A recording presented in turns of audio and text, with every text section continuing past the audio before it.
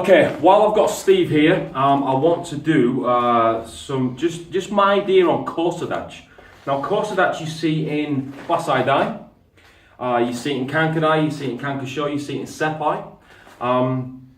What I've looked for and what I've discovered is that for the most part, Kosa Datchi is used so you can change direction, which is a good explanation because it helps.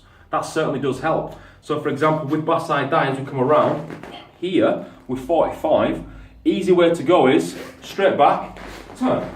Okay. Same thing with Kankadai, and Kankadai comes from here. We're going to go 45 into Dashi Kankadai, and then back and block.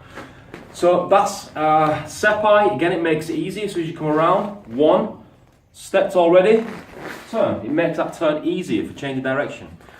My thinking on Kosa Datchi is this. Replacing my back leg, it's generally replacing my left leg. I can't think of many places where we do Kosa Datchi with our right leg back, if any.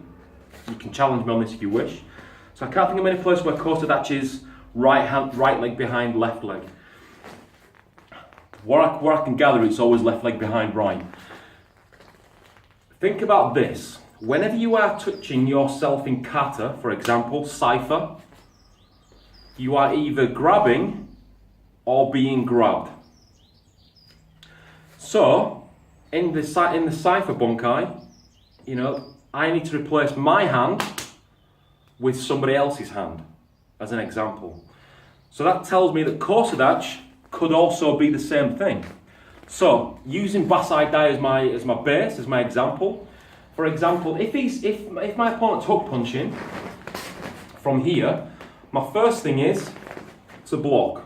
But most basic bunkai Basai Dai block. I come up. It's a pointless exercise to go from here. As you can see, it's difficult to go into Kosa Datchi, or even there would work, but I'd be using the hip and the body as my defense. But what I want to do is replace my leg and put another leg behind it.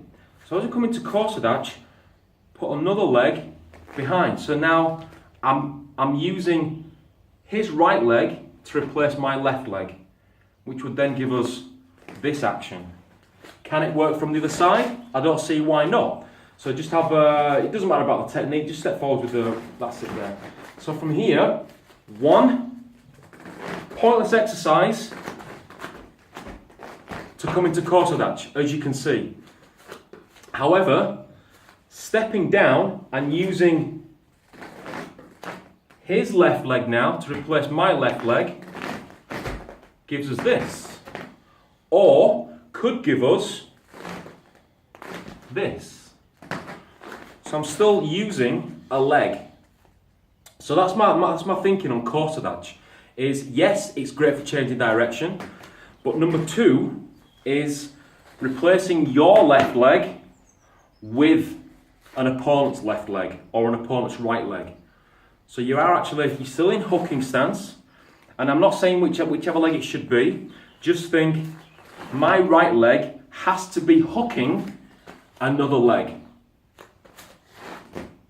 Or another leg has to be hooking my right leg.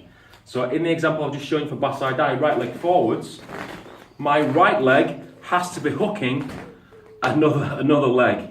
If it was left leg forwards, my right leg has to be hooking another leg. I have to have a leg behind mine. So there's my Kosa Datchi thoughts. Okay? Hopefully you get something from that. If it's wrong, don't care, it's my idea. If it's right, don't care, still my idea.